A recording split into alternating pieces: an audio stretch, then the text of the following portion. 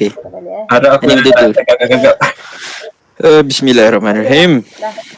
Boleh. Okey, Assalamualaikum warahmatullahi wabarakatuh. Dan selamat sejahtera. Sekejap masa nak sandar. Okey, start balik.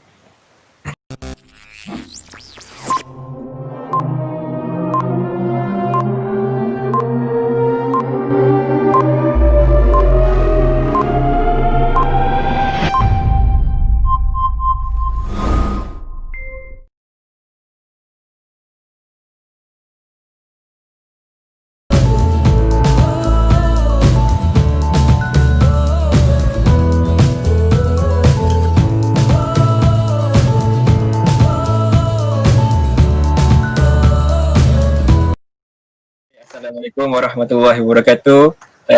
Selamat sejahtera. Sihat semua? Sihat. Sihat, alhamdulillah sihat. Okey, alhamdulillah. Okey, semua tahu kan yang kita sedang berada dalam program podcast Sembang Santai. Okey. Tahu? Pada kali ini Tahu.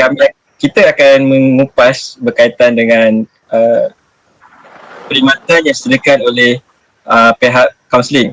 Kita akan skopkan pada malam ini adalah perkhidmatan penempatan. Okey, saya nak tanya ke korang semua, apakah yang korang tahu berkaitan dengan perkhidmatan penempatan ini? Apa tu perkhidmatan penempatan? Saya tahulah sikit lah maksud perkhidmatan penempatan ni. Sebenarnya kaunseling ni dia membantu pelajar memilih aliran ataupun bidang program yang setara dengan pencapaian pelajar tu ataupun minat individu tu serta kelayakan yang sesuai lah terhadap result dia. Lepas dengan syarat kemasukan pelajar tu nak ke mana. Setahu macam tu je lah perkhidmatan penempatan. Okey, Anas dan Amirul, saya nak tanya berdasarkan kefahaman awak dengan berkaitan dengan Farah punya penerangan, boleh tak awak terangkan kat mana berlakunya perkhidmatan penempatan ini disediakan? Anas, mungkin boleh?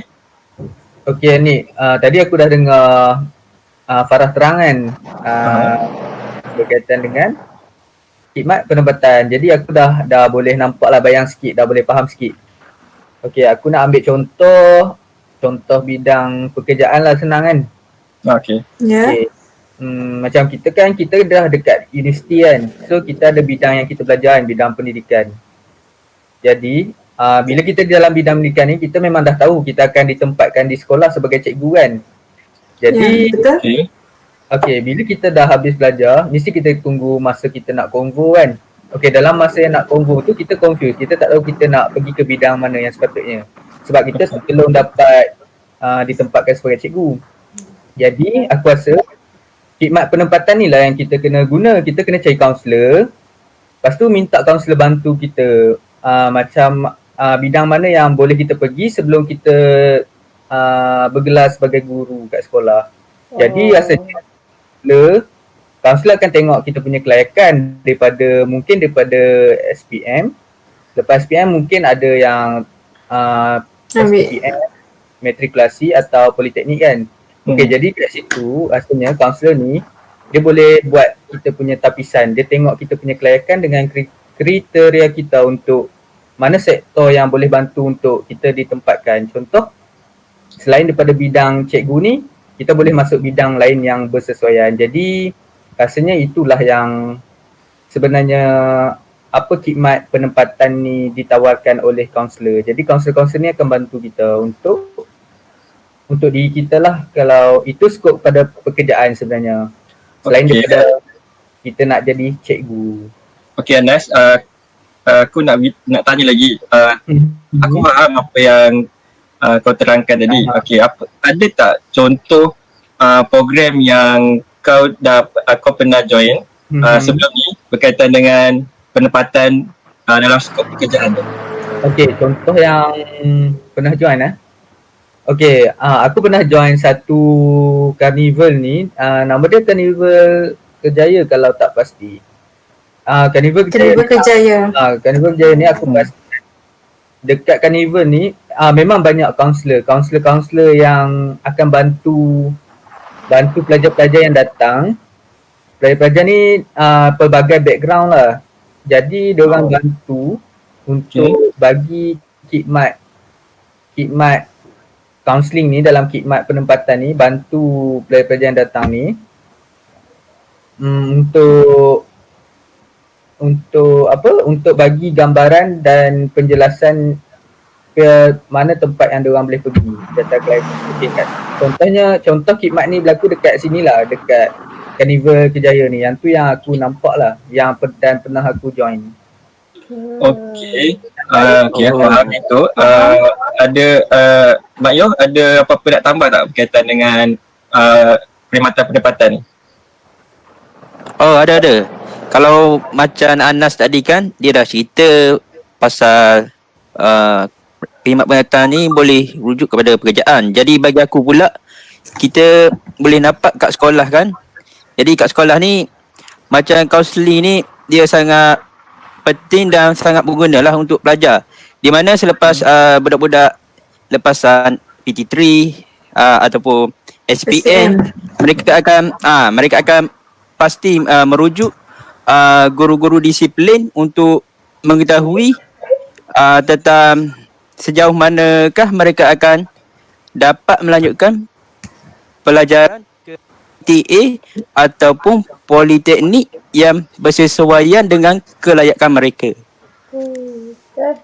Macam tu ke? Betul. Betul lah macam tu. Betul. Macam setengah macam kalian rasa macam mana? Macam pengalaman aku dulu, contohlah lepas SPM tu aku dah dapat tawaran daripada STP, matrik dengan diploma. Jadi aku tak tahu mana nak pergi. Jadi dengan confused kan? Jadi confused kan? Jadi dengan aku pergi sendiri kat sekolah, jumpa cikgu kaunseling, minta hikmat dia untuk mana hala tuju aku pergi lepas SPM. Betul? Okay. Iman ada tambah pengalaman. Macam Farah dia pergi sendiri kan. Tapi kalau sekolah dulu, lepas dapat result SPM tu, kaunselor sekolah memang adakan aktiviti lah. Aktiviti ke? Macam program lah 3 hari. Kampung dekat sekolah tu untuk kita tengok kita punya kelayakan boleh result dekat mana.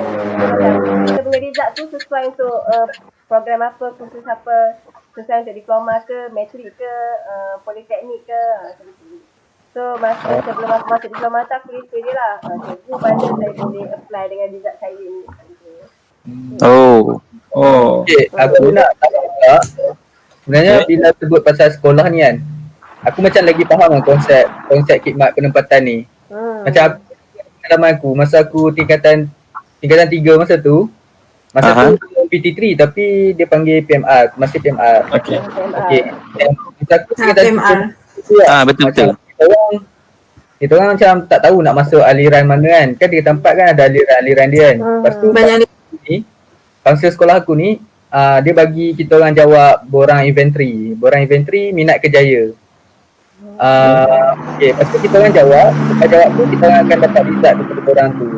So result tu lah yang dia tunjuk dekat mana diri kita ni menjurus ke mana bidang yang sesuai untuk kita pilih aliran tu. Jadi bila pasal khidmat penempatan ni, aku teringat yang sebenarnya dulu kaunselor aku pernah buat khidmat ni dekat aku sendiri masa aku tingkatan 3 tu. Aku dah nampak. Faham lah khidmat ni. Nak tanya time kaunseling kau tu tanya kau, adakah dia minta result PMR kau pada ketika itu untuk dia advance kau? Sebenarnya masa tu kita orang yang utamanya kita orang isi dulu borang tu.